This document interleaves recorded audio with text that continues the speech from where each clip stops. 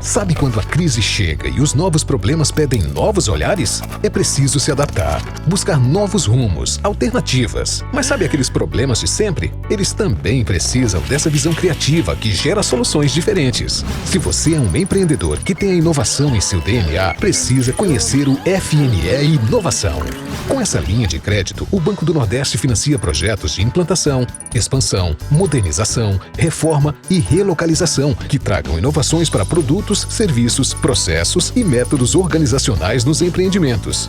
No setor rural, podem ser financiados projetos para inovação tecnológica nas propriedades rurais. O prazo para pagar pode ser de até 15 anos, incluídos até 5 anos de carência. Acesse o portal do Banco do Nordeste, saiba todos os detalhes e inove cada vez mais.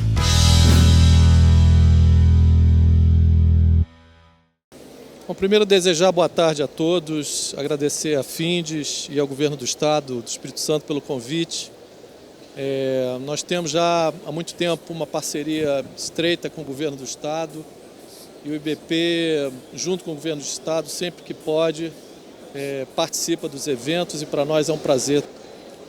Dividindo com os senhores e as senhoras um pouco do cenário que vislumbramos para o segmento de óleo e gás. Eu sei que o objetivo é tratar e dar destaque ao segmento offshore, mas eu acho importante também fazer uma abordagem do que tem se observado no mercado brasileiro para o segmento do onshore. A gente vê uma evolução importante aqui no estado do Espírito Santo também para projetos de onshore, então eu acho que vale a pena dedicar um tempo a essa área de negócio.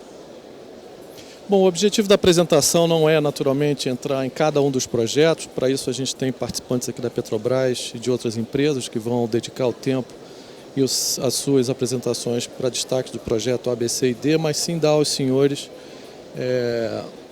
uma leitura e uma percepção do que o IBP vislumbra e para o cenário que se apresenta nos próximos 10 anos para o nosso segmento. Vou pedir que passe para o próximo slide. Eu não sei se sou eu que controlo. Ah, ok, tá bom. Bom, nós somos uma instituição que completou 65 anos de existência, uma instituição que, ao longo de todo esse período, naturalmente enfrentou diferentes desafios, cenários favoráveis, cenários desfavoráveis, diferentes governos, mas o fato é que o Instituto tem uma marca forte, uma marca de defender as pautas do setor para o setor e pautas de país. O Instituto preserva esse direcionamento no sentido de buscar e sempre que possível endereçar as nossas pautas para que elas atendam o crescimento econômico do país, crescimento da sociedade, crescimento de municípios, investimentos, novos investimentos, manutenção dos investimentos. Então, temos ao longo de todo esse período, a gente vem promovendo ao longo de todo esse período essa dinâmica e essa atuação junto a diferentes stakeholders, inclusive governos estaduais e governos federais. Não andou? Ah, ok.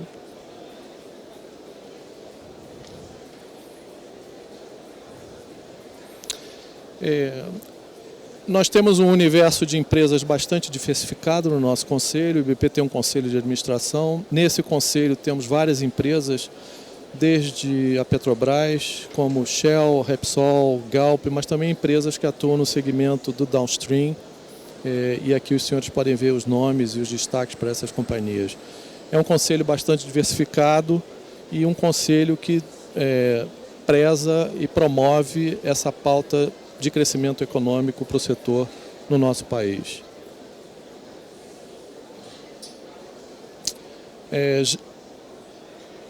Já na lista de associados, nós temos associados de diferentes áreas de atuação. Temos aqui empresas de prestação de serviço, temos operadores também, alguns aqui presentes. Temos parceiros institucionais importantes, que também fazem parte da nossa organização. Isso só para nos dar uma ilustração de como atuamos do ponto de vista de governança do Instituto. Já entrando no segmento e na cadeia de valor para o óleo e gás, o país hoje é o nono maior produtor de petróleo, representamos 10% do PIB industrial brasileiro, temos o nono maior parque de refino no mundo, somos o segundo maior produtor na área de biocombustíveis. E a atuação do Instituto, a gente não vai do poço ao posto, como diz a Petrobras, mas a gente quase chega até o posto. Então, toda a cadeia de upstream, midstream e do downstream, nós temos atuação dentro do Instituto. A parte relativa à venda dos combustíveis, essa turma tem a sua própria associação. Eu achei importante trazer esse slide para os senhores para ilustrar o que é um ciclo de investimentos no segmento de exploração e produção. O destaque em verde é a fase de exploração, licença ambiental, leilões e investimentos na fase exploratória com poços exploratórios, que pode levar de 8 a 10 anos. E às vezes, em alguns casos, até mais, dependendo da questão ambiental e licenciamento ambiental. A parte boa desse negócio é quando a gente entra nessa fase do azul escuro, que é quando de fato a gente começa a ter a primeira produção de óleo. Até o momento da primeira produção de óleo, os investimentos naturalmente no offshore são investimentos bastante pesados. E o slide ele é muito utilizado junto a agentes de governo para mostrar a agente de governo a importância da estabilidade de regras e da previsibilidade de regras estabelecidas. Qualquer mudança de regra estabelecida por governos, sejam eles estaduais ou federais, pode impactar os investimentos que estão acontecendo na fase em verde claro. Seja de uma forma até de suspensão desse investimento, empresas que eventualmente estão analisando e considerando a possibilidade de participação nos leilões, ou mesmo investimentos onde decisões importantes de alocação de recursos tendem a ser atrasadas. Então, é importante que durante toda a fase de um projeto exista a clareza por parte dos operadores e dos investidores de que aquelas regras estabelecidas pelos governos vão ser mantidas e não só mantidas, preservadas. Eu estou fazendo destaque a isso porque recentemente o setor teve que enfrentar alguns desafios importantes, entre eles imposto de exportação, que foi um imposto criado pelo governo federal no sentido de taxar as exportações de petróleo. Uma coisa que não estava prevista originalmente durante a fase de leilões dessas áreas e que acabou impactando as empresas que naturalmente produziram esse petróleo e exportaram esse petróleo. Então, esse slide ele é muito utilizado, a gente divulga, acabamos de divulgar numa reunião mais cedo hoje com o vice-governador de Estado, e mostrando a importância da previsibilidade e manutenção das regras existentes. Se há necessidade de mudança de qualquer regra, ok, sem problema, mas vamos conversar, vamos entender o impacto da mudança proposta e julgar, junto com o governo, a possibilidade ou não de uma mudança na regra. Mas é super importante que esse ciclo de investimento seja de uma forma clara entendida pelo governo federal e estadual também.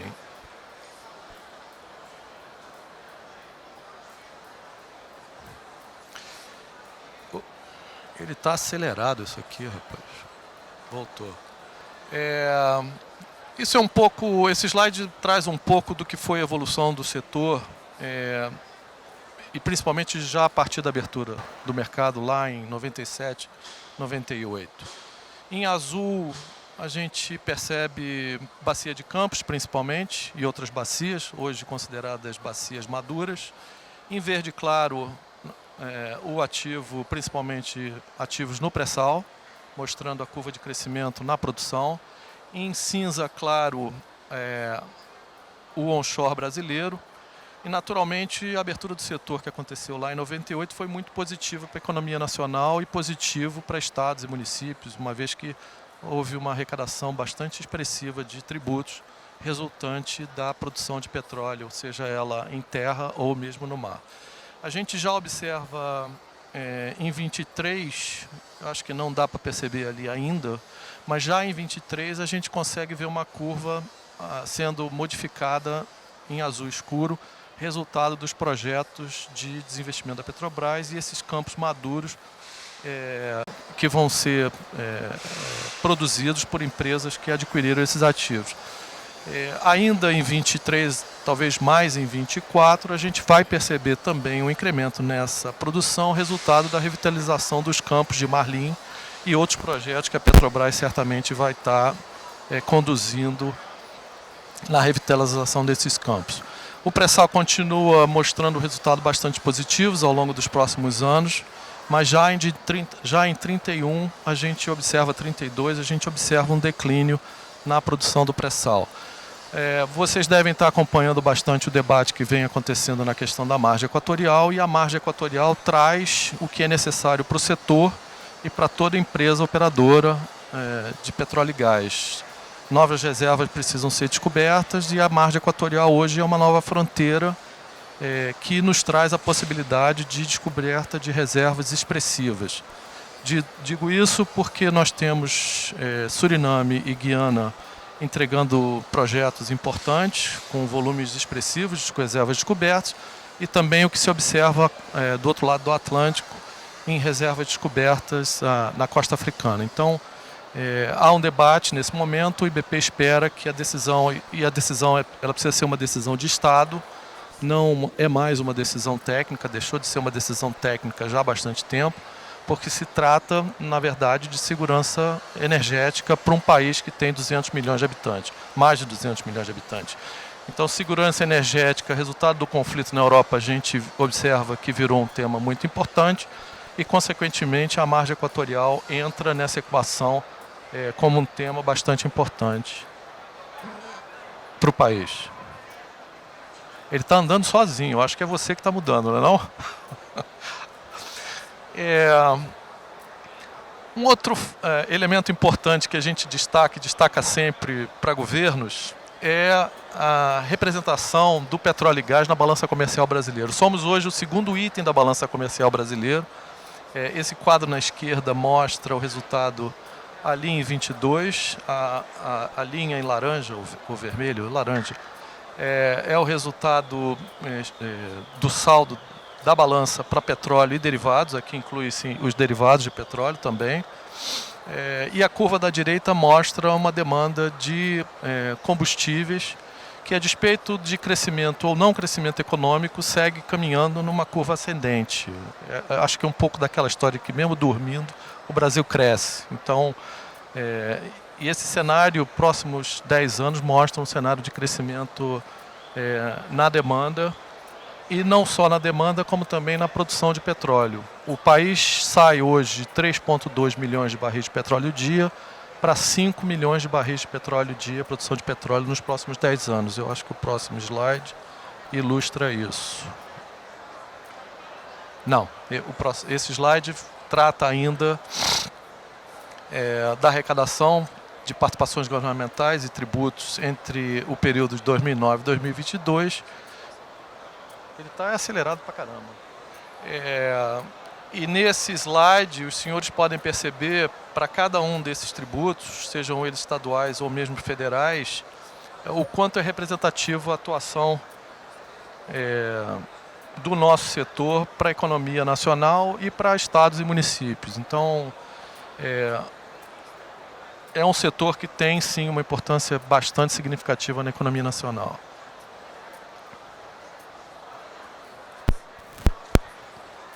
Ele não foi a lugar nenhum. Eu encerro esses slides, acho que falei mais do que os 10 minutos. Eu só vou... acho importante traçar um cenário para os próximos 10 anos. Eu não dei nenhum número, mas o número que o IBP tem para investimentos, novos investimentos para os próximos 10 anos é da ordem de 180 bilhões de dólares. Outro dia sentei com um amigo do lado, ele falou, não, Júlio, não vem me contar mentira, 180 bilhões de dólares. Eu falei, exatamente. Este é o número previsto para orçamentos, para investimentos, desculpe, que vão ser feitos nos próximos 10 anos para reservas descobertas. nós não estou aqui falando de reservas a serem descobertas, são reservas descobertas, projetos que vão acontecer. Acho que a Petrobras vai dar um destaque para esses projetos na apresentação dela. E Petrobras e outros operadores vão trazer uma riqueza adicional para estados e municípios quando colocarem em produção esses volumes de petróleo e gás. Eu queria mais uma vez agradecer e passo o microfone aqui para o nosso... Muito obrigado, Júlio Moreira, que retornará para mediar o debate ao fim das apresentações. Senhoras e senhores, e na sequência, então, teremos as exposições individuais. Convidamos inicialmente Paulo Marinho de Paiva Neto, gerente executivo de Águas Profundas da Petrobras, para nos falar sobre o portfólio Petrobras no Espírito Santo e oportunidades de investimento em descarbonização. Paulo.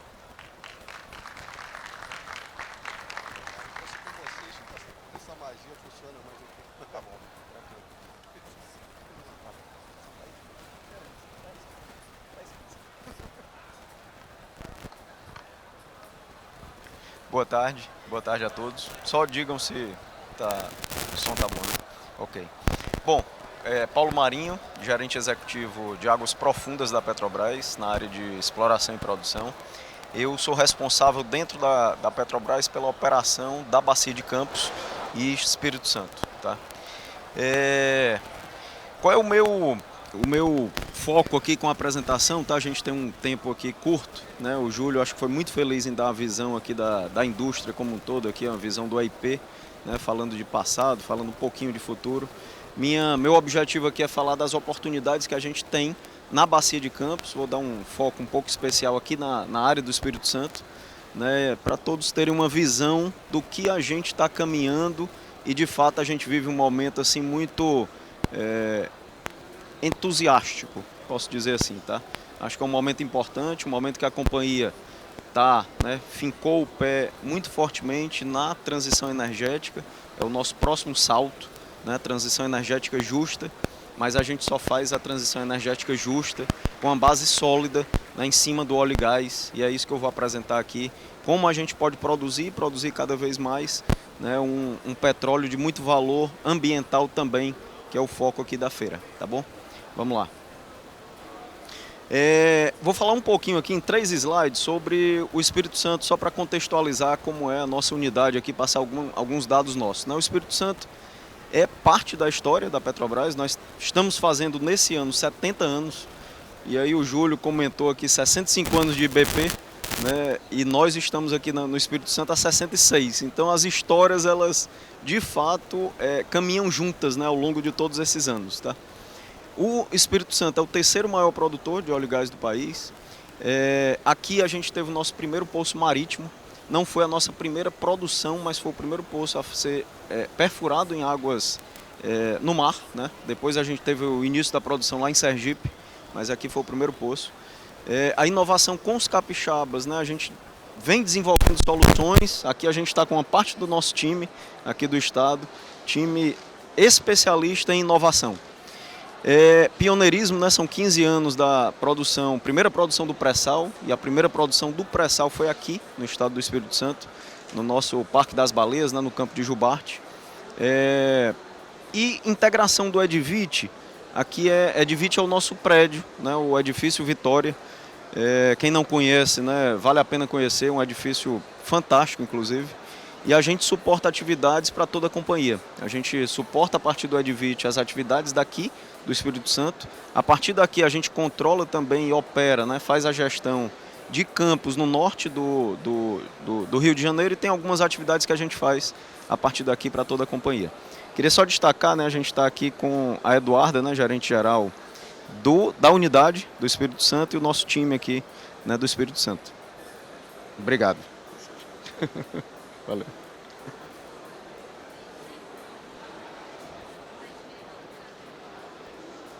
Aqui, para dar uma ideia geográfica, né? A gente tem aqui o Espírito Santo, temos ali o Cidade de Vitória, né? O nosso campo de golfinho. A gente deve estar transferindo as operações para a BW Energy, talvez nas próximas semanas, está em processo de transferência. A gente tem um campo aqui, né, com essas unidades, não sei se eu consigo aqui, Consigo ter também, não, né? Aqui P58, P57, cidade de Anchieta, é o nosso... Consigo?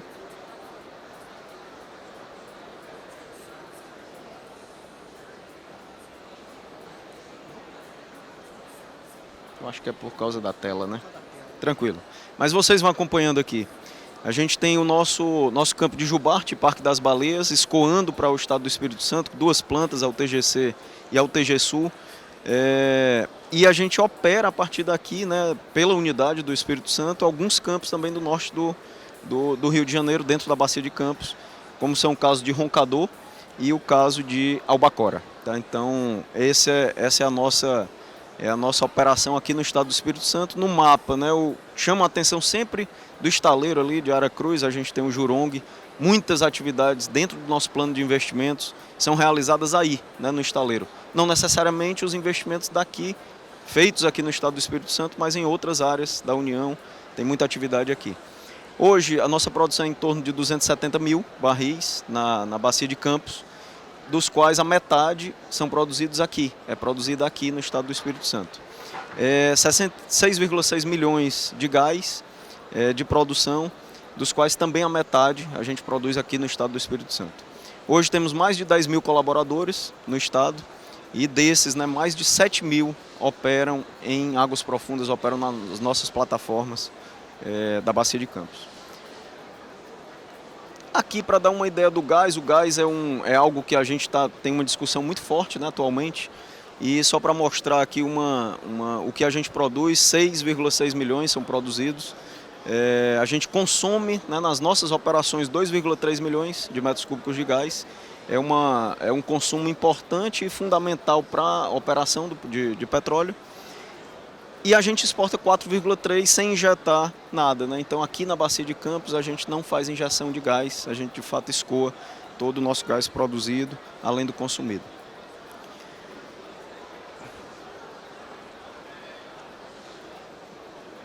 Aqui dando uma visão muito breve da história da Bacia de Campos, a gente começou, né, em águas rasas aqui na década de 70, com os campos ali no estado do Rio de Janeiro. Na década de 80, bom, a gente começou com garopa e com enxova. Na década de 80, a gente teve o início da produção do nosso primeiro campo gigante, que é o campo de Albacora, em 1987. Depois, na década de 90, a gente segue ali, né, sendo referência em águas profundas. O Júlio mostrou bem ali o histórico, né, de produção. A gente tem aqui, né, o início da produção de Marlim. Marlim é o nosso primeiro projeto de revitalização. Aquela curva que o Júlio mostrou, a gente tem uma tendência de crescimento nos próximos anos, justamente pelos grandes projetos de revitalização dos campos de águas profundas. E Marlim a gente já teve o primeiro óleo da revitalização, com o FPSO Ana Nery, agora no mês de maio, né?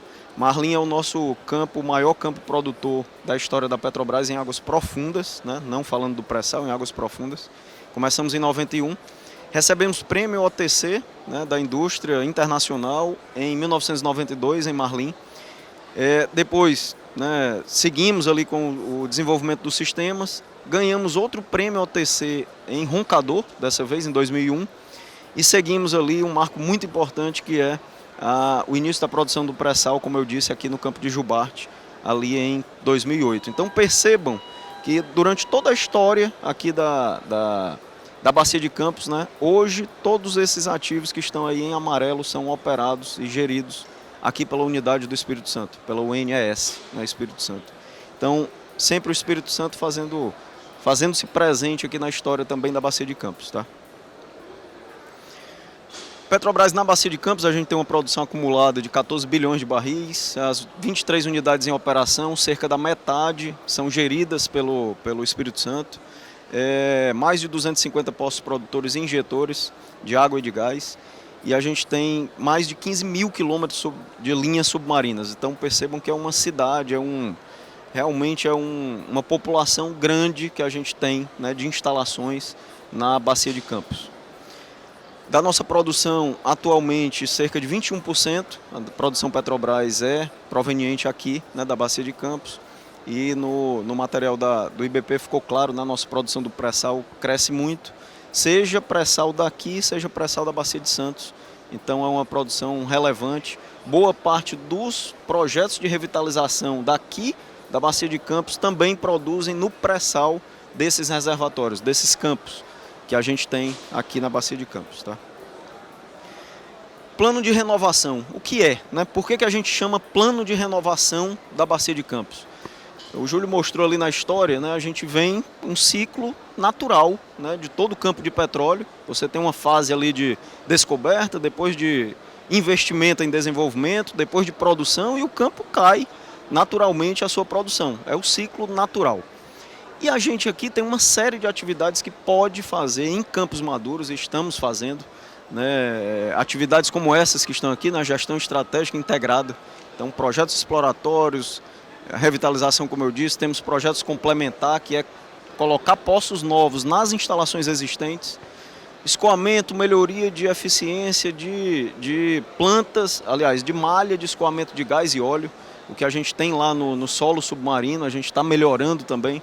Todo esse conjunto de atividades a gente chama de plano de renovação da Bacia de Campos, para trazer um aumento da curva de produção nesses campos maduros.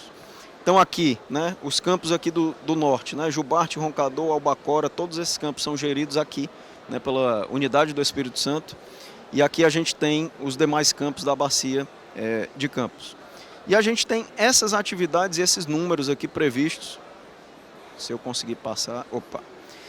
Esses números previstos. Então, lembrem que o IBP colocou aqui cerca de 180, se eu não me engano, 180 bilhões, né, Júlio? Você comentou aqui, nos próximos 10 anos, né? A gente está falando aqui só na Bacia de Campos, nas revitalizações e nos investimentos que a gente tem previsto aqui na Bacia de Campos, cerca de 18 bilhões, cerca de 10% em 5 anos.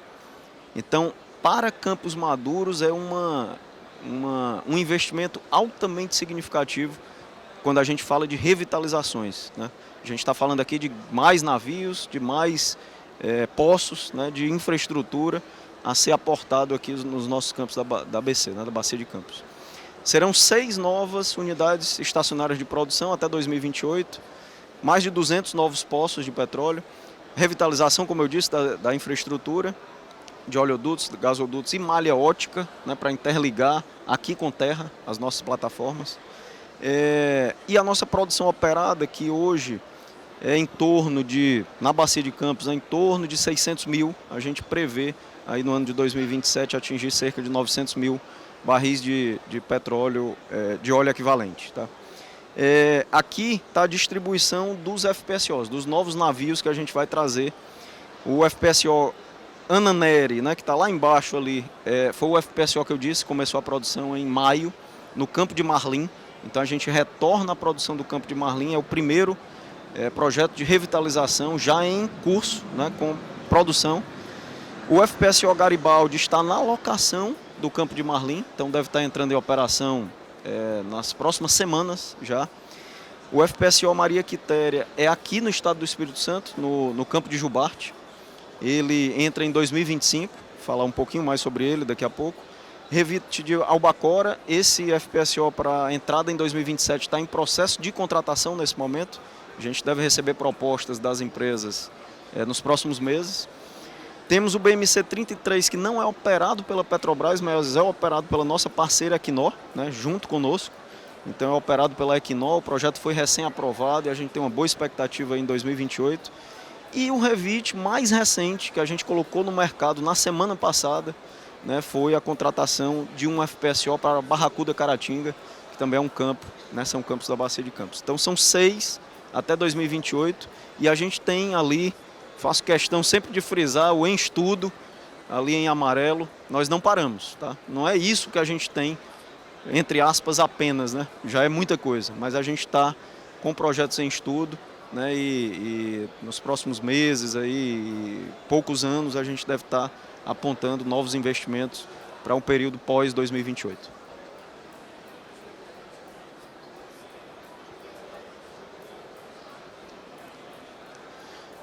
Bom, aqui é o nosso projeto, só dando um destaque para o projeto de revitalização, né, do integrado Parque das Baleias, é aqui no estado do Espírito Santo, em Jubarte.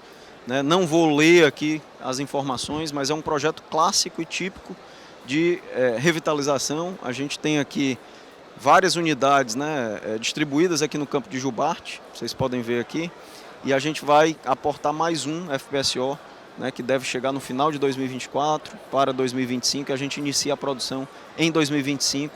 Então eu reforço e reafirmo aqui, né, o compromisso da Petrobras com a data, né, de início da produção em 2025. Esse FPSO está sendo construído na China, né, em Xangai, e ele está em fase completamente aderente aí ao nosso planejamento. Tá?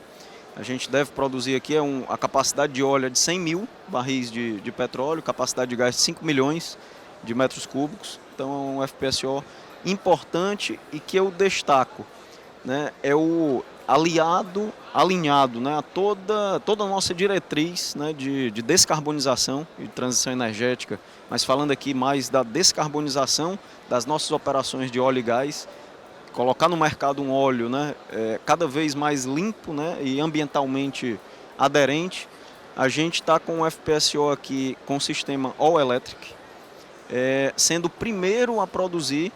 Aqui a gente fala no pré-sal, porque de fato ele vai produzir no pré-sal de Jubarte, com ciclo combinado de geração de energia com menor emissão de gases de efeito estufa. Então é o primeiro FPSO que vai chegar na frota da Petrobras com a tecnologia de ciclo combinado. Aqui só dando destaque, exatamente isso, o FPSO Maria Quitéria, ele vai ser operado pela Inson, né, a empresa que está entrando no Brasil, da Malásia. Ela já opera o FPSO Anna Nery, que acabou de iniciar a produção, né, no campo de Marlim, vai ser o segundo FPSO aqui no Brasil. Então o FPSO, como eu disse, com ciclo combinado, né, tecnologia que permite praticamente dobrar a eficiência na geração de energia elétrica e reduzir o consumo de gás natural em cerca de 25% em relação à geração convencional. Tecnologia também, ele é todo all electric, né, tecnologia potencial de reduzir até 20% as emissões. Vai ter flare fechado, então isso significa o quê? Que aquele gás que a gente libera de forma rotineira, né, no nosso sistema de segurança das unidades e também de forma esporádica, a gente vai aproveitar para os sistemas da própria unidade. E temos a reinjeção da água produzida, né? Então a gente não vai injetar, né, a água no mar. Esse FPSO ele é também capaz de reinjetar, a gente reinjetar nos reservatórios a água que a gente produz. Então com isso deixaremos de emitir mais de 5 milhões de toneladas de CO2 ao longo da operação dessa unidade. E assim a gente está fazendo, né, em todos os projetos de revitalização, que tem um ganho com o meio ambiente também.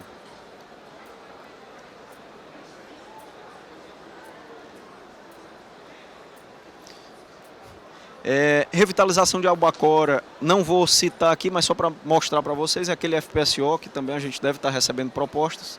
É outro projeto de revitalização, gerido aqui também pela unidade do Espírito Santo. E a gente deve estar entrando em operação aí em 2027 com esse projeto. Pode seguir. Você consegue passar daí? Obrigado.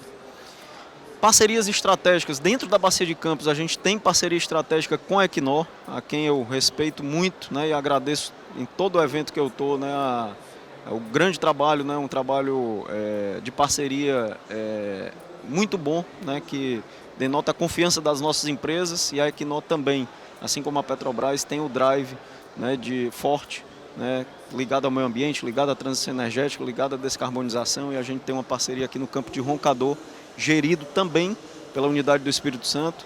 Tem profissionais da Equinor também presentes aqui, trabalhando junto com a nossa equipe, com o nosso time aqui do Espírito Santo, em parceria no campo de Roncador. Pode seguir. Também temos muita atividade lá prevista, né, e acontecendo nesse momento. Investimentos em áreas exploratórias. Então a gente não para, né? Apesar da gente estar numa área, numa bacia, que é a Bacia de Campos, que tem 40 anos, né, de existência, a gente não para no sentido de descobrir novas áreas e colocar em produção junto com esses projetos de revitalização. Então aqui em laranja, a gente mostra aqui no mapa áreas exploratórias, onde a gente não tem produção de petróleo hoje, não tem uma descoberta, mas a gente investe, são cerca de 9 poços até 2027, poços novos para buscar petróleo, aquisições sísmicas, e aí, como eu disse, novos poços que a gente tem recém adquirido, né? O último aqui foi Água Marinha e Norte de Brava, essas duas áreas, com bônus aí pagos de 576 milhões. Então mostra que nós, Petrobras, continuamos a investir na busca por petróleo novo aqui, onde a gente tem os nossos campos maduros e tem a infraestrutura instalada. Pode seguir. Descomissionamento. Aqui a gente está numa feira, né, de metalúrgica, e que é muito importante ter essa visão daquela curva. Gostei muito, Júlio, daquela curva que você mostrou do ciclo, né? A gente vê o ciclo ali de muito investimento no início, depois tem a produção, os investimentos, o nível de investimentos fica mais estável até a gente ter um descomissionamento lá na frente, onde novamente aumentam os investimentos e, consequentemente, empregos, para a gente descomissionar e abandonar as instalações. Nesse momento na Bacia de Campos, a gente vive um misto muito grande de instalações a serem descomissionadas, muitas, e muita atividade acontecendo hoje lá na Bacia de Campos. Então aquele ciclo de reinvestimento voltou e a gente tem muita atividade para as revitalizações conjuntamente. Então a gente tem muita atividade na área, né, e mostra bem aquele ciclo. A gente está em um período em que os próximos anos, né, dentro dessa década, a gente tem uma atividade bem pujante aí na Bacia de Campos. E isso é oportunidade para os estaleiros. São muitas instalações que vão sair da água e vão precisar ser descomissionadas mesmo, né? A gente chama de desmantelamento. E isso é muita atividade para a indústria metalúrgica, tá? É muito bom e importante estar atento aqui a essas oportunidades. Bom, e para finalizar, aqui ações... Acho que eu não perco aqui, né? Ações... Acho que eu não perco aqui. Obrigado. Obrigado. Só para fechar, ações adicionais nossas, além dos novos FPSOs, né, da nova infraestrutura que a gente traz dentro do projeto, do programa de revitalização. Obrigado. Dentro do programa de revitalização, a gente tem aqui ações nos nossos ativos atuais, nos nossos ativos existentes, né? E aqui só dando um destaque, né, o estudo para implantação de parque... Quer dizer, desculpe, não é só nos ativos existentes, aqui também tem futuro. Então, falando aqui, né, da transição energética justa que eu comentei, a gente tem estudo para implantação de parque eólico offshore no litoral sul do estado, tem também parceria, né, com a Equinor. A gente tem o ativo de Roncador, é onde está o nosso projeto piloto dentro da companhia para o programa Carbono Neutro. Então, uma série de iniciativas dentro para a gente atingir, né, ao longo dos anos o carbono neutro. Estudo de implantação de parque de energia eólica também para alimentar unidades. Isso aqui são estudos, tá? Não tem nenhum compromisso firmado ainda, mas é tudo algo que a gente estuda internamente. E aqui sim, né, em termos... De novo.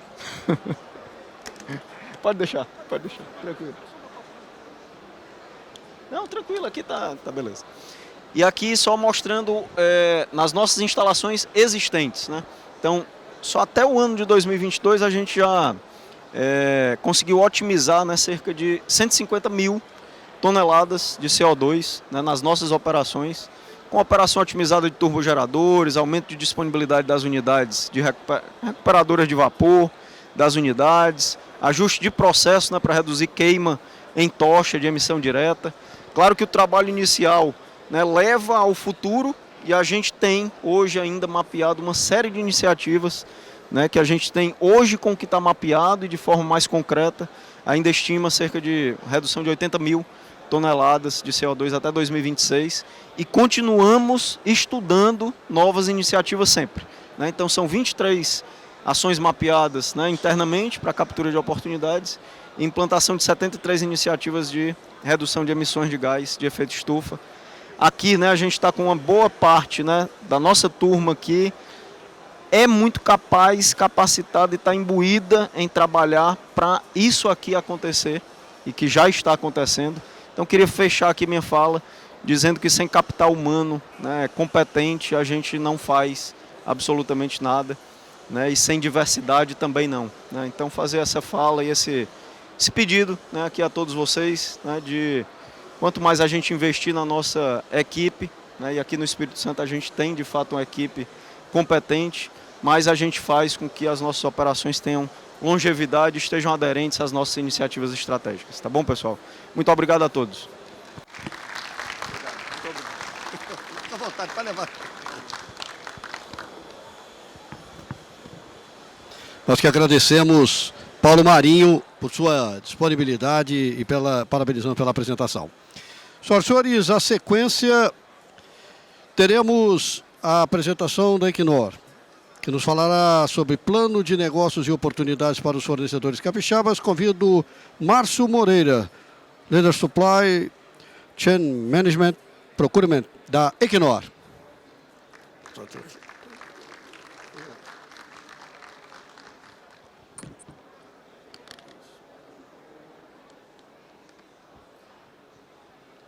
Bom, boa tarde. Boa tarde a todos. Bom, Márcio Moreira, eu sou gerente de compras de operações, né, tendo a responsabilidade das principais categorias para suportar as nossas operações no Brasil, logística, né, eu vou fazer um link aqui do que a gente atende, do que pode ser uma oportunidade para o mercado capixaba, né? Então, logística com embarcações, logística, transporte rodoviário, bases de apoio, serviços portuários, aí, também contratações de helicópteros. O nosso time também é responsável pela contratação do primeiro atendimento aos nossos ativos, como serviço de manutenção, montagem, instalação, pintura, né, toda a parte de andame e também com integridade e manutenção preditiva. E também o nosso time também atende os grandes equipamentos e sistemas aí essenciais, né, com as contratações do ciclo de vida de todos esses equipamentos aí para a Equinor, né? Então eu vou dar um apanhado para vocês do nosso portfólio no Brasil e tentar linkar um pouquinho aí com oportunidades de negócio, tá bom?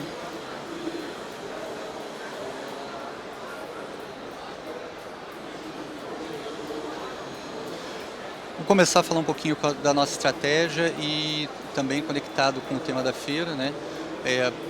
Sempre seguro, né? Baixo carbono e alto valor agregado, tá? Então a gente vem criando e estando muito forte e vem criando respostas estratégicas para que a gente chegue em 2050 com uma pegada zero de carbono, o que é uma ambição bastante desafiadora e que a gente está muito firme aí no propósito de atingir, né? Então a gente vai buscar que o nosso portfólio de óleo e gás seja eficiente, que traga valor e que ele seja tenha um valor ambiental forte, como o Paulo até comentou, e que ele financie a transição energética, né? O óleo e gás aí é o futuro e o gerador aí das oportunidades para a transição energética. Também no nosso pilar a gente quer otimizar e crescer toda a cadeia de renováveis no Brasil e também nos tornar líderes na gestão de carbono e hidrogênio, né? Hidrogênio, toda a captura e gestão desse hidrogênio, tá bom? Aqui mostrar um pouquinho do posicionamento da Equinor no Brasil. A gente está há 20 anos no Brasil. A gente tem a operação muito forte na Bacia de Campos, sócios e parceiros da Petrobras no campo de Roncador, e a gente com o campo de Peregrino, que a gente costuma brincar que é o nosso feijão com arroz, que é um campo muito forte e foi o primeiro campo que a Equinor operou fora da Noruega. Esse é um campo que já está na sua segunda fase. A primeira fase a gente tinha 2 plataformas, um FPSO, e na segunda fase, onde a gente comissionou e startou a terceira plataforma fixa em 2022, tá? E hoje esse é um campo que traz muito valor agregado e a maior produção da Noruega, fora da Noruega, da Equinor, com 110 mil barris de petróleo por dia aí. Então esse é um campo muito importante para a gente.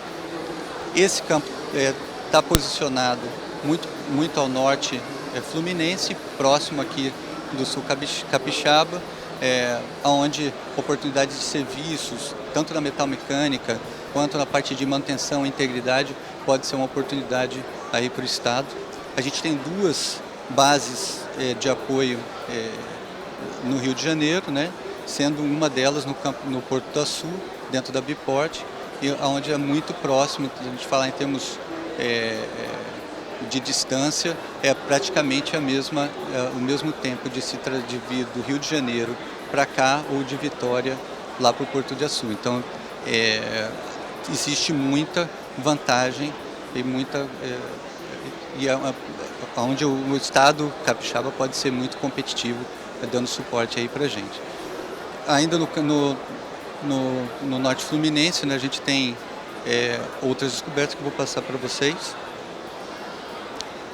Peregrino em números a gente já passou, então eu vou...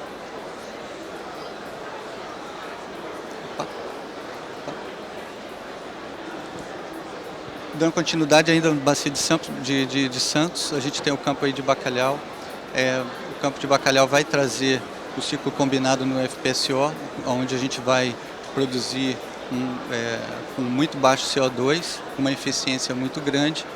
E a gente já começou a partir de perfuração em 2022 e a gente vem desenvolvendo esse campo. O campo, quando entrar em produção, tem um volume estimado aí de 220 mil barris por dia, né? E o seu supply chain já tem uma presença capixaba muito forte, né? Então, as grandes estruturas e transporte de equipamentos, aí bastante participação de indústria metalmecânica aqui do estado.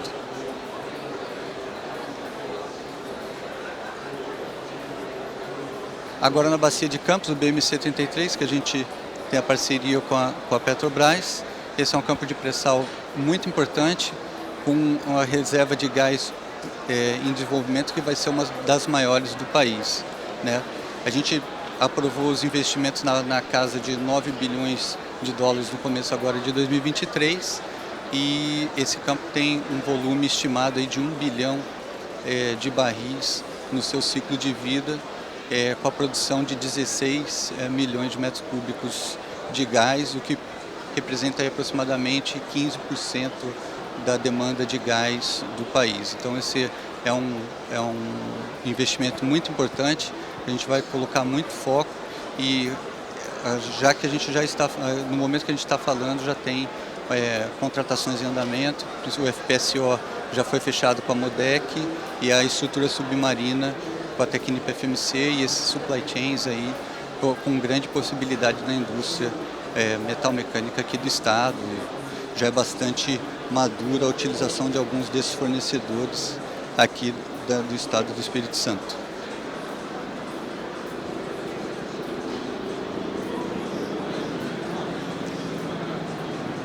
Agora, energia renovável, né? A gente tem 7 potenciais projetos.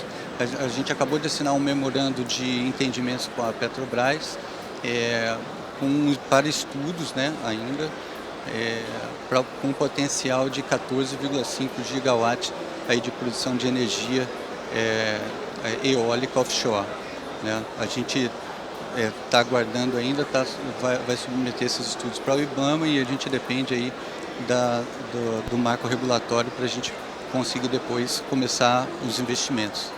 Esses campos, esses 7 estudos, os 2 maiores estão no Norte Fluminense e no Sul Capixaba, aí, que pode trazer futuramente aí, muita movimentação para a indústria aqui no estado. Só um pouquinho de como a gente está dividido na Equinor, eu vou passar bem rápido, como eu falei, eu atendo operações, nós temos outros 3 grandes times na parte de construção, subsea, nós temos times de corporate services, que basicamente são serviços de apoio e serviços que a gente vai necessitar que não são ligados à produção. Nós temos também as contratações para perfuração geociências.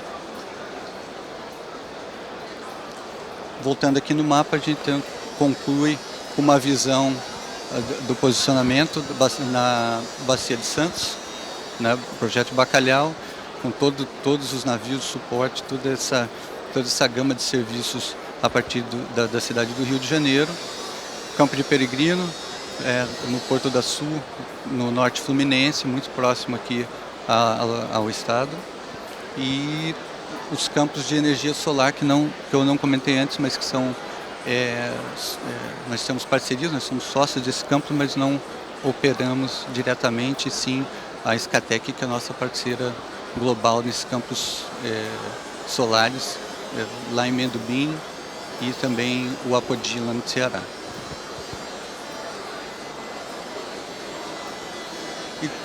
E só para finalizar, né, então, fazendo o link do que são esses serviços que a gente vem a precisar aí nos próximos 5 anos, né? Obviamente, a demanda está muito maior do que a oferta para muitos serviços logísticos, né? A gente tem aí que desenvolver mais as bases de operação portuária. Aqui Vitória, por exemplo, tem o porto aí que pode nos atender muito bem, não só nos serviços de embarcações para atendimento offshore, mas também com outros serviços de entrega, insumos para os nossos subfornecedores, né? A gente tem uma indústria aí que precisa desenvolver o atendimento offshore, né? O time que vai estar nas embarcações atendendo os serviços das mais altas gamas que vocês possam imaginar. A gente tem, por exemplo, inspeções qualificadas, integridade de produtos, né? Todos esses são serviços que podem ser atendidos através aqui do Estado do Espírito Santo, que tem um tempo de resposta muito compatível com outras localidades, como Macaé, por exemplo. Então, a gente vê o potencial também de crescimento não só de serviços, mas também de materiais. A indústria metalmecânica, a gente citou bastante aqui, já é muito madura dentro do atendimento de estruturas, grandes fabricações. E também, não posso deixar de citar, a necessidade de reparos e atendimentos de grandes equipamentos de médio e grande porte, para que a gente possa ter operações seguras nas nossas unidades aí, entendeu? Então, a gente tem uma malha muito boa de atendimento daqui para a Bacia de Santos, e a gente tem que desenvolver mais aí e trabalhar para a gente suprir essa demanda crescente aí, tá bom? Obrigado. Muitíssimo obrigado, Márcio Moreira, por sua participação. E na sequência, gostaríamos de convidar Tiago Saraiva, que é líder de engenharia de poços da Prio, nos falará sobre o campo de Uaru, desinvestimentos e desenvolvimento. Tiago.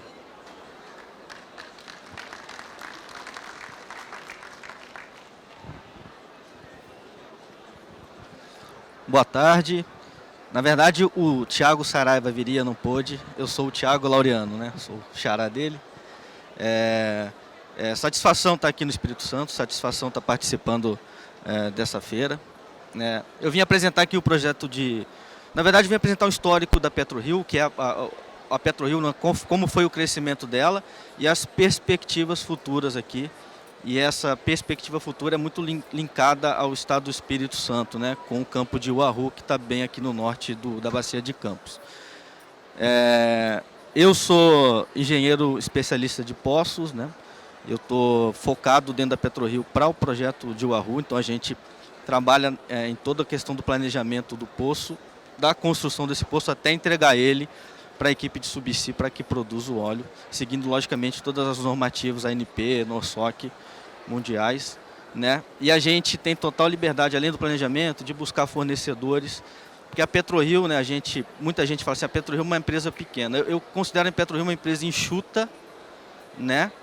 E a gente trabalha muito rapidamente, a gente tem uma verticalização muito rápida, então a gente tem total liberdade dentro do nosso setor, de todos os setores, de buscar fornecedores aleatórios, desde que cumpram, logicamente, essas normativas de segurança e no aspecto de integridade de poço, mas que nos supram e que nos supram nesse sentido que a gente construa um poço mais rapidamente, fugindo um pouco do rebanho, né?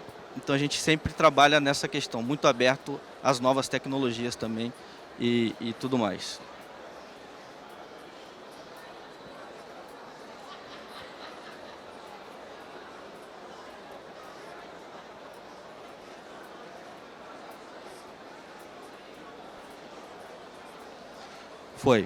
Eu queria iniciar por esse slide e trabalhar nesse lado superior aqui esquerdo, né? Hoje a PetroRio é a maior produtora independente do Brasil, né, de petróleo.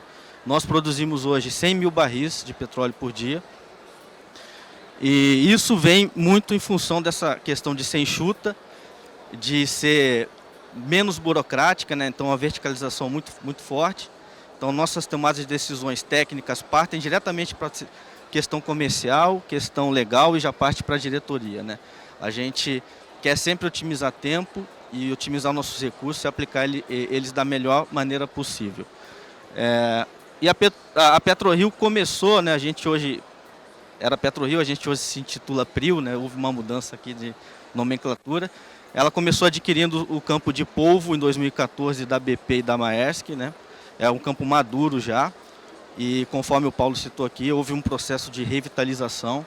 E em 2018, houve a aquisição do campo de Frade da Chevron e da Petrobras, né? Também um campo maduro na Bacia de Campos, maioria dos poços horizontais. Na sequência, adquirimos o campo de Tubarão Martelo, que inicialmente foi desenvolvido pela OGX e depois era gerenciado aí pela Domo.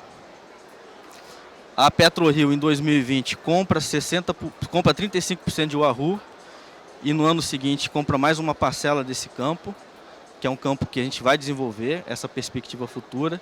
E em 2022 a gente adquire Albacora Leste da Petrobras, 90% da PetroRio, 10% da Repsol, e é um campo maduro também. Então, dentro dessa evolução de aquisições, né, praticamente 90% dos nossos ativos são campos maduros que nós revitalizamos, né? E se a gente faz uma ligação direta com as aquisições, logicamente nossas reservas evoluíram e, consequentemente, a produção. Mas não necessariamente essa produção evolui pela aquisição de um ativo maduro, porque esse ativo já está em declínio, né? Polvo, por exemplo, tinha vida útil até 2017, pelo plano de desenvolvimento da ANP. Então, é um campo que seria abandonado em 2017. Com a aquisição desse campo e a aplicação de novas tecnologias, novos poços perfurados, a gente estendeu a vida útil desse campo para 2033, né? Então, você aumentando essa vida útil do campo, você mantém os empregos, né? Você faz um bem à sociedade como um todo, a distribuição de royalties aos colaboradores direto e indiretamente linkados ao projeto. Frade foi a mesma questão. Frade, o plano de desenvolvimento dele, ele seria abandonado em 2025. Com a aquisição e perfuração de novos poços, recompletações e aplicação de novas tecnologias, estendemos aí para 2041, se eu não me engano. Então, não necessariamente é isso que eu gosto de falar, né? A PetroRio, ela se especializou nessa questão.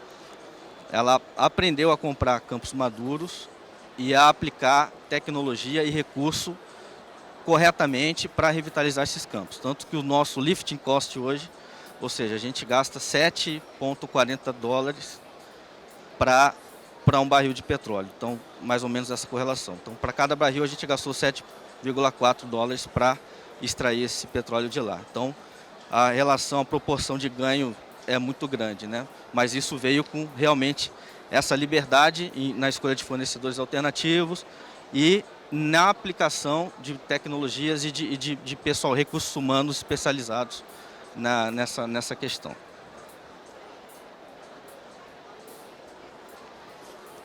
Aqui eu queria falar só um pouco dos nossos ativos, né? Já citei aquilo lá, mas é uma estratégia da PetroRio também, tá? Quando ela se iniciou em 2014, são 9 anos de idade, ela tem uma palavra que a gente cita muito lá dentro, sinergia, né? A PetroRio decidiu adotar a estratégia de explorar a Bacia de Campos. Por quê? A proximidade com o nosso escritório, a proximidade com as nossas bases logísticas e a sinergia, né? Se eu pego um barco para levar fluido para Polvo, eu posso já colocar cimento e levar para Frade. Então, não só essa sinergia em termos de recursos financeiros, mas uma questão também ambiental. Eu não preciso fazer 2, 3 viagens até o porto buscar, eu freto um navio maior e já faço toda uma questão logística que consiga suprir todos os meus ativos, tá? E muito interessante, né, porque nós adquirimos Polvo e alguns anos depois Tubarão Martelo. Internamente nós consideramos esses dois campos como um só. A gente adota lá cluster, né? Por quê? No ano de 2021 nós interligamos esses campos com um flowline, um riser submarino de 8 ou 9 quilômetros. Então, parte da produção de polvo hoje vem por esse tubo, leito marinho, e vai para FPSO Bravo, que era da OGX e da Domo. Então, a gente interligou esses campos. Também, numa questão de sinergia, a gente optou economicamente não adquirir uma outra FPSO ou um topside diferente.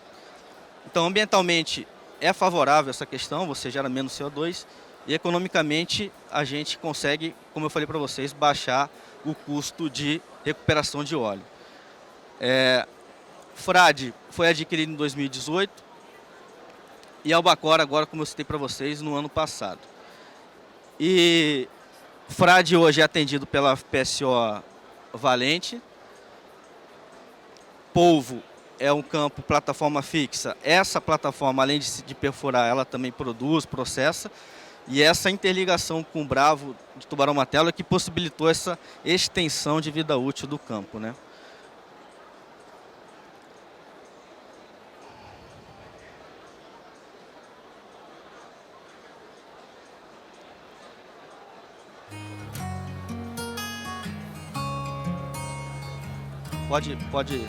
Pode passar.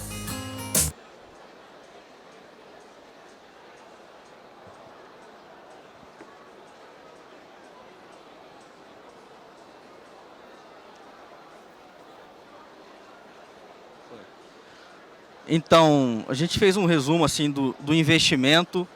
Campo de polvo adquirido em 2014, uma campanha de perfuração, uma segunda campanha de perfuração, campanha de recompletação. O total do investimento, 425 milhões de reais, e o retorno em royalty de 470 milhões ao longo desses anos todos. Tubarão Martelo, em 2020, também investimentos na casa dos 450 milhões e retorno em royalty de 185 milhões. E o campo de Frade, um investimento de 2,6 bilhões, com retorno até agora de 700 milhões em royalty. Tá? E eu vou entrar aqui em Uaru, que é justamente, como eu citei anteriormente, o campo que está linkado diretamente ao estado do Espírito Santo.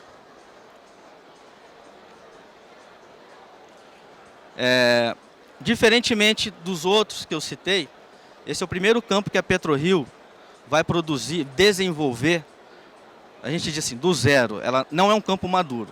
Esse campo foi vendido para a Anadarko em 2004. A Anadarko perfurou 5 poços exploratórios na janela de 2008 a 2013. Houve uma descoberta no pré-sal, né, no carbonato do pré-sal.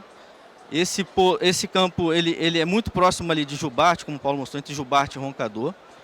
Então, só que a Anadarko, na época, não viu economicamente uma viabilidade de produzir esse campo. Uma FPSO é muito caro e tem todas essas questões. Então esse campo ficou praticamente 10 anos sem nenhum desenvolvimento. A PetroRio, ao adquirir Frade, vislumbrou comprar a parte de Uaru justamente por uma análise técnico-financeira de não utilizar um FPSO nesse campo, né? Nós perfuraremos os poços lá, produziremos e injetaremos água, só que toda a produção desse óleo virá por também flowlines ou risers submarinos até a FPSO Frade, que está no campo de Frade. Vai ser o maior tieback no Brasil, né? São 35 quilômetros de distância. Então, é um estudo de flow assurance gigantesco, né? Uma readaptação, ou seja, a plataforma de Frade, Frade, se eu não me engano, começou a produção em 2010, 11. Então, está tendo que ser readequada toda a questão de topside, turret, tancagem para receber, processamento de gás, né?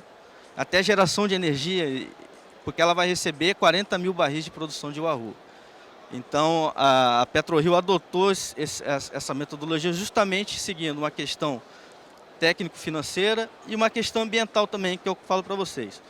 Técnico-financeira ficou legal e eu evito essa questão de emissão de CO2, de traslado de embarcação levando os suprimentos e tudo mais. Então, é o primeiro poço nosso também pré-sal, o primeiro desenvolvimento do zero. é um óleo 30 API, baixa viscosidade, tá? Lâmina d'água de 1.400 metros. Como eu disse para vocês, aí está afastado entre 30 e 35 quilômetros da nossa plataforma de frade. O reservatório encontra-se entre 5 a 7 mil metros de profundidade, né, se a gente considerar aqui o nível do mar. E só foi possível aí graças à interligação ao FPSO Frade. Aqui é o mapa. Opa, deixa eu voltar. Só mostrando aqui justamente essa questão da sinergia, né? Como é um campo que está dentro da bacia de Campos, como eu falei para vocês, a PetroRio foca em se manter nesse momento aqui na bacia de Campos. Então nós temos aqui uma base logística em Porto do Açu, estamos a 200 quilômetros de Vitória e a gente consegue atender todos esses nossos campos aí. Então a gente tem uma otimização logística muito, muito grande, né? Inclusive de materiais, né? Às vezes a gente reutiliza a árvore de Natal de um poço que foi abandonado em outro. Tem umas questões que a gente sempre analisa e faz essa readequação.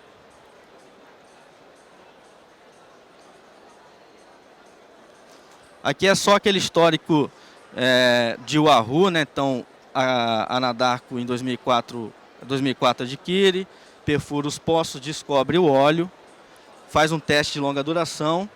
No teste produziu 5.000 barris, se eu não me engano. Só que aí ela decide não investir. Então você tem esse gap de 10 anos. E aí a PetroRio, quando adquire Frade, vê essa possibilidade. E aí a gente começa a adquirir algumas porcentagens do campo. Começamos aí a planificação dele.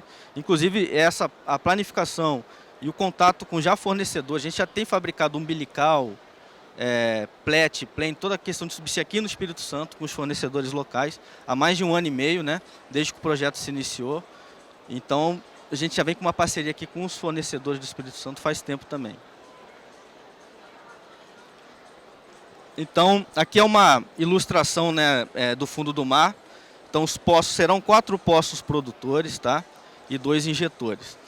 Então, como eu falei para vocês, a gente vai ter toda uma logística aqui subsea, com árvore de Natal, com uma bomba de gigante para um manifold, né? Captação desse óleo e enviar ele até o nosso FPSO Frade, que está a 35 km. Então, é um projeto realmente ambicioso, mas dentro lá assim, orgulha muito assim a gente, né? Porque realmente é o maior tieback do Brasil e isso tem dado a gente assim, muita gana de atingir as metas, né? Assim, um resumo assim, financeiro de Wahoo, né? A gente pretende investir 4,5 bilhões de reais nesse projeto. Como eu falei para vocês, né? A gente espera uma produção de 40 mil barris dia com 4 poços nos primeiros anos, tá? E a gente já pretende startar esses poços em abril de 2024. A gente já está no processo final aí de licitação, já está praticamente tudo pronto para perfurar esses poços, tá? A gente tem um volume de óleo recuperável de 69 milhões e um de barris, né, recuperáveis, e esses 126 milhões são os volumes totais. Acho que ficou recuperável em duplicidade ali, peço perdão. Questão de royalties, né, nos próximos 5 anos, a gente pretende gerar com essa produção de 40 mil barris nos 5 anos, 1,7 bilhões em royalties. Desses 1,7, 1,2 bilhões serão destinados ao Estado do Espírito Santo. Tá? Porque esses poços, quando nós perfuramos eles, a denominação final já é Espírito Santo Submarino, né? Eles já são vinculados ao Estado do Espírito Santo.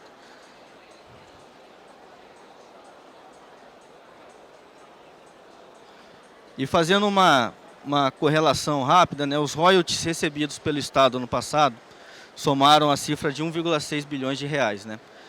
Com só o Wahoo, né, na produção dele anual, ele vai incrementar em mais 400 milhões de reais, né?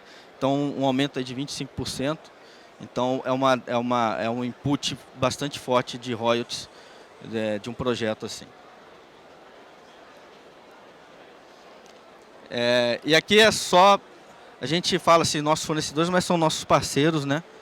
Então, são 4 parceiros aqui do Espírito Santo: a Prysmian, a DPC Technologies, a Shawcor e a Technip, né? A Technip a gente usa a base logística deles A Prisma está fazendo toda a questão nossa de umbilical cara, são 35 quilômetros, então é um projeto realmente denso para eles e a parceria está sendo muito, muito produtiva. Tá? E aqui estão os valores contratuais com esses fornecedores aqui do estado. Bom, é isso, pessoal. Eu espero ter passado um pouco do histórico da PetroRio. Como eu disse para vocês e volto a frisar, tá? A PetroRio é uma empresa muito aberta, tem uma equipe técnica muito nova, assim, muito ambientada com novas tecnologias. Nós diretamente, sim, direto nós viajamos para fora, buscar novas tecnologias, sabe? Para realmente trazer para o Brasil coisas inovadoras, seja em termos de topside, em perfuração de poço e completação. Agradeço aí a atenção de todos. Obrigado.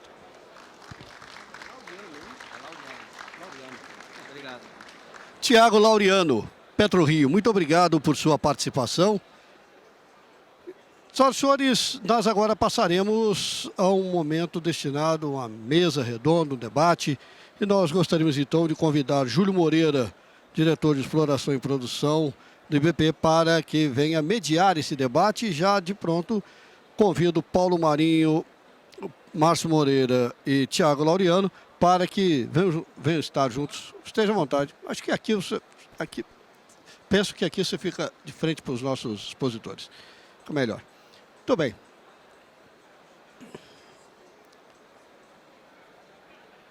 Júlio, com a palavra.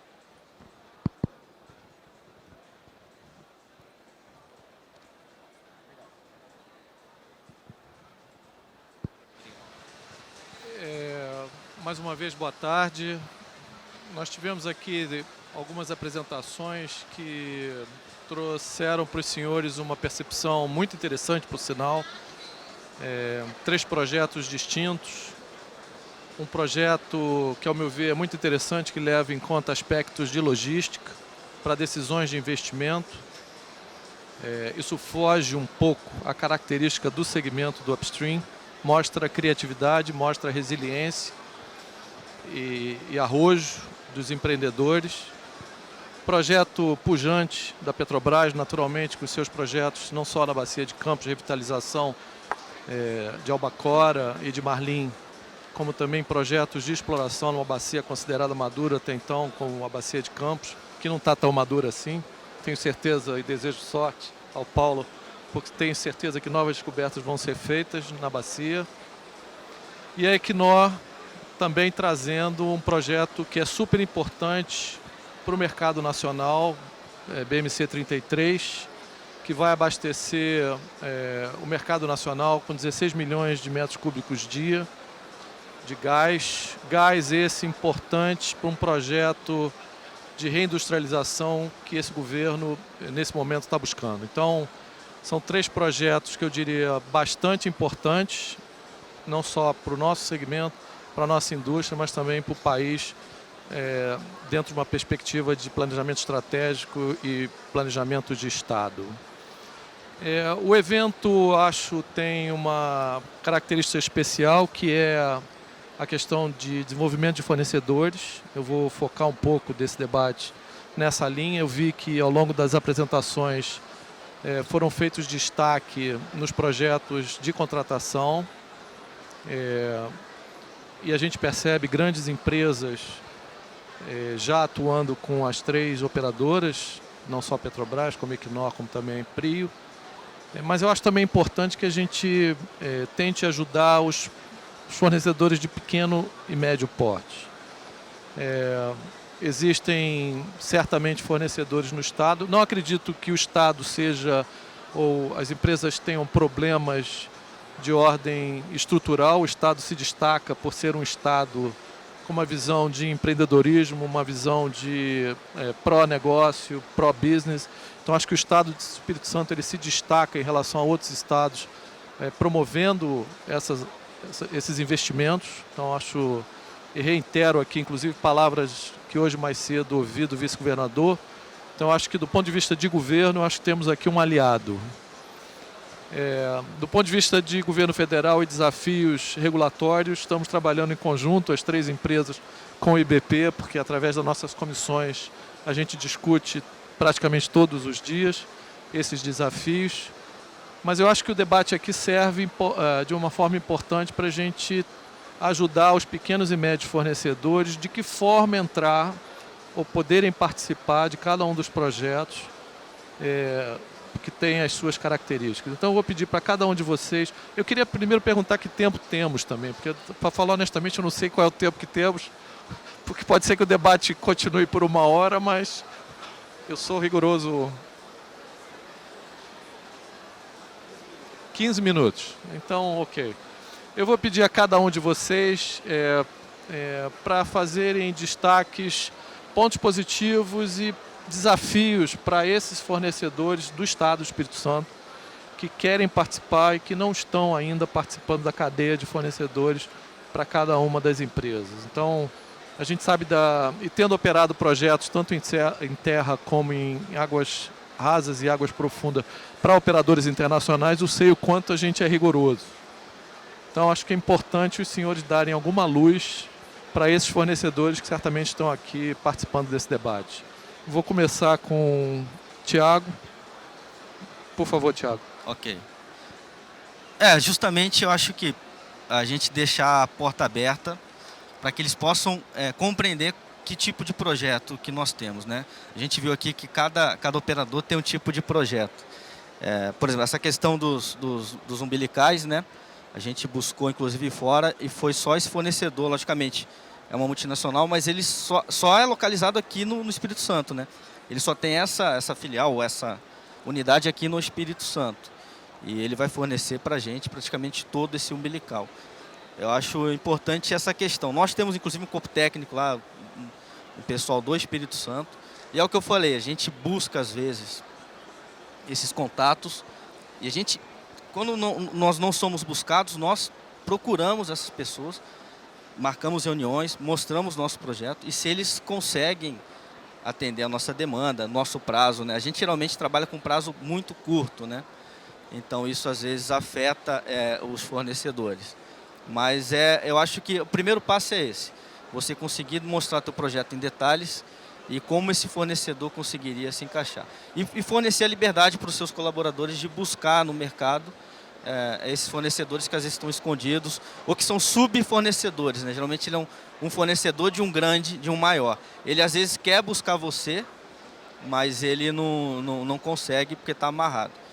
Nesse caso a PetroRio, como é mais enxuta, a gente geralmente não vai passando, logicamente, eticamente, legalmente, um fornecedor maior, mas a gente abre essa possibilidade de uma parceria, às vezes, técnica e tudo mais. Equinor? Eu acho que cabe destacar não só um canal de conversa, não só um canal de comunicação. A gente tem promovido várias maneiras do fornecedor pequeno, médio e grande falar com a Equinor, conhecer o nosso portfólio, conhecer as nossas necessidades. Posso citar algumas. A gente tem o nosso próprio portal, onde todo tipo de transação de material está aberto aos fornecedores se pré-cadastrarem e começar a receber essas solicitações de cotação. Nosso portal, números grandes, né? A gente faz 200 cotações de 200 itens por dia. Isso é um primeiro e imediato maneira onde o fornecedor consegue falar com a Equinor de todo tipo de tamanho de fornecedor. A gente tem promovido a conversa e a conexão com os fornecedores do Espírito Santo através da FINDES em vários eventos que a gente faz aqui, em determinadas categorias, diferentes necessidades da Equinor. A gente agora, esse ano, a gente já promoveu várias conversas facilitadas pelo FINDES e a gente tem um evento aí em setembro que a gente carinhosamente está chamando, eles estão chamando de Equinor Day, onde a gente vai se conectar ainda com mais fornecedores, não só o fornecedor que já tem uma solução, já tem um serviço, mas também inovação e endereçar alguns potenciais problemas aí da Equinor no mercado capixaba. Legal, legal. Ia sugerir aqui que em vez de Equinor Day a gente faça um Oil Day e aí inclua os outros operadores. Paulo, um pouco das suas considerações. Na mesma linha, né, que do Rafael, eu acho que acho que o nosso canal, né, de fornecedores é bem conhecido. Sugiro que todos entrem, a gente tem canal na Petronet, mas tem uma série de iniciativas específicas, né, de divulgação, né, de projetos e com várias famílias, né, de fornecedores. Aqui, inclusive, na feira, a gente está com uma equipe, né, que sugiro muito, né, ir até o local, não sei exatamente qual é o pavilhão, bom, para cá. E a gente está com a equipe da nossa área, né, de suprimentos aqui disponível para tirar todas as dúvidas e para todos os fornecedores locais. Eu queria destacar, né, um ponto muito importante, Júlio, que a gente vive agora, quando a gente olha para um plano desse tipo, né, são muitas atividades e muito tipo de atividades. E a gente vive nesse momento, eu acho que um momento de talvez uma certa escassez de mão de obra ou muita rotatividade, né, de mão de obra, acho que as empresas vivem isso. E a gente precisa atrair pessoas para a nossa indústria. Eu acho que esse é um ponto muito importante, assim, seja com inovação, seja a gente divulgando, né, tanto as empresas operadoras como também as empresas fornecedoras, divulgando o que nós estamos fazendo enquanto indústria, né, para que a gente atraia, né, usando diversidade, atraia os jovens. Eu acho que esse é um tema central, assim, que todos nós que estamos aqui precisamos, assim, encarar muito de frente, né? Temas modernos, né, como diversidade, como inclusão, que a gente tem que colocar na nossa agenda diária. Temas como o que a gente está discutindo aqui, né, transição energética, descarbonização de operações, ASG de uma forma geral, ou ISD, precisa com urgência entrar nas nossas agendas para que a gente de fato não vire uma indústria não atrativa, tá? Eu acho que isso é muito central, né, para todos nós que estamos aqui, e isso tem tudo a ver com o que a gente está falando de suprimento também, tá? Porque na nossa prestação de serviço diário, né, a gente sente uma rotatividade muito grande e as empresas têm uma certa dificuldade de reter, né, pessoas. Então, acho que esse tema é um tema bem importante para a nossa agenda, tá? O Paulo traz certamente um tema que é muito relevante. O IBP vem trabalhando com as operadoras em alguns projetos específicos, fazendo já propaganda um pouco do que fazemos. A gente tem uma universidade, UniBP, e nessa universidade a gente forma talento, mas de fato todas as experiências que temos são de aquecimento de mercado, essa rotatividade tende a aumentar e isso acaba causando atraso nos projetos, o que não é bom. Então, certamente os fornecedores devem sim se preocupar não só na atração, mas na retenção desses talentos, porque de alguma forma essa rotatividade pode sim implicar em atraso nos projetos. Isso não é bom para ninguém, nem para fornecedor e nem para os operadores. Há um outro tema que eu acho que é super importante, ele foi abordado aqui nas duas apresentações, tanto da Equinor como também da Petrobras, é o tema de descarbonização. Todos os operadores no mundo hoje levam em conta o nível de emissão nos seus projetos. Isso virou um item crítico do ponto de vista de avaliação de projeto e virou um item crítico, inclusive, de competitividade para a exportação de projeto. Felizmente, o Brasil tem, quando comparado a outros projetos no mundo, um índice de emissão de CO2 bastante competitivo. Hoje, em alguns casos, abaixo até de 10 quilos por 1.000 barris de óleo produzido. A Petrobras tem um projeto de destaque, hoje, se não me falha a memória, Paulo, o maior projeto de captura de carbono no mundo, com a tecnologia HICEP, com a emissão, o nível de emissões na Bacia de Santos. Eu queria que você pudesse ilustrar um pouco isso, acho que seria legal para o público. E a Equinor, se pudesse também falar um pouco do que foi o projeto do Peregrino, com a utilização de gás natural de uma outra fonte, que traz para essa discussão também um projeto bastante inovador do ponto de vista de redução do seu nível de emissões. E depois, Prio, se tem alguma coisa em planejamento para os seus projetos, imagino que vocês estão num estágio um pouco anterior a isso, mas se tiver alguma coisa e puderem comentar, vou pedir ao Paulo que comece, por favor. Perfeito. De fato, não sei se todos aqui têm conhecimento, né? A gente, para produzir campos gigantes ali no pré-sal da Bacia de Campos, é um desafio tecnológico que a gente venceu aí vem vencendo, né, ao longo dos anos, que é o uso, aliás, a manipulação do CO2, né? O gás ali do pré-sal da Bacia de Santos tem um volume de CO2 muito alto, né? E a gente, de fato, para conseguir manusear todo esse CO2, não daria para a gente colocar para a superfície, ou seja, para as plantas de processo, para os FPSOs. E aí tem sido desenvolvido um método chamado HICEP, né? Que é a gente ter a separação do volume de CO2, né, do volume de gás sem CO2, reduzir muito essa quantidade ainda no fundo do mar e aí reinjetar o CO2. Hoje a gente reinjeta uma quantidade muito significativa de CO2, né, cerca de 40%. E é uma tecnologia que a gente está desenvolvendo, inclusive com empresas fornecedoras, né, e deve ter uma amplitude, né, um aumento do uso dessa tecnologia ao longo dos próximos anos. Isso mostra, né, como a nossa indústria, né, de óleo e gás ela pode, de fato, usar, né, a tecnologia e usar a inovação para tanto garantir os maiores volumes possíveis de produção, como principalmente ter um petróleo com um baixo nível de emissão. Tá? Então, de fato, esse é um caso de muito sucesso para o desenvolvimento do pré-sal brasileiro. Posso dividir com os senhores e com o Paulo, não sei se você sabe, mas a gente, nos contatos que nós temos com possíveis novos investidores no país, essa tecnologia foi percebida e tem sido consultado o IBP, em alguns casos, no sentido de fazer uma aproximação com a Petrobras para que essa tecnologia possa ser aplicada em outros lugares no mundo. Então, de novo, é o Brasil exportando tecnologia, desenvolvendo tecnologia aqui com fornecedores, sejam eles internacionais ou nacionais, e exportando tecnologia. Por favor, Equinor, com o seu projeto Peregrino. O Peregrino fase 2, né, desde o seu conceito, a instalação das turbinas para a geração de eletricidade através do gás, ela foi comissionada em 2021 para 2022, né, considerando aí os atrasos da pandemia.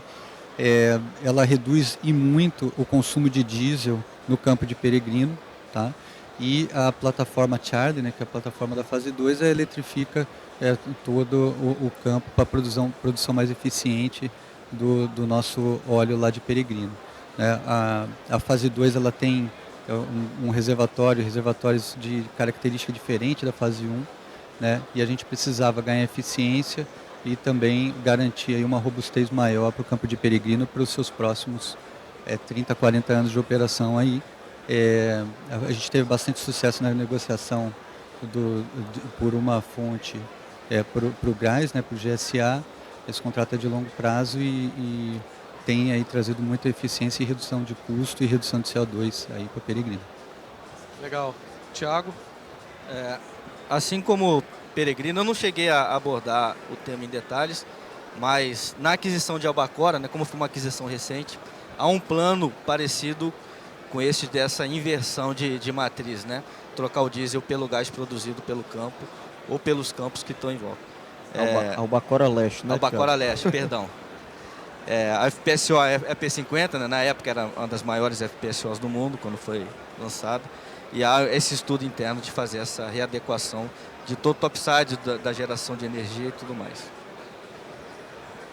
Bom, eu acho que a gente conclui, a gente deve estar chegando perto do tempo que nos foi indicado. Eu queria pedir aplauso de todos aqui para os palestrantes. Acho que os senhores tiveram a oportunidade de conhecer de uma forma bastante detalhada todos esses projetos. Queria saudar cada um de vocês, agradecer pela oportunidade, prazer revê-los e desejar a todos sucesso durante o evento e que bom tê-los aqui conosco. Obrigado e boa tarde. Nós queremos agradecer ao Júlio e agora pedir a atenção de todos que a Rúbia da Rede Petro tem um recado para todos. fórum, Rubi do Fórum Capixaba de Petróleo, Gás e Energia. Eu acho que muito foi falado aqui, foi muito construtivo, muito produtivo.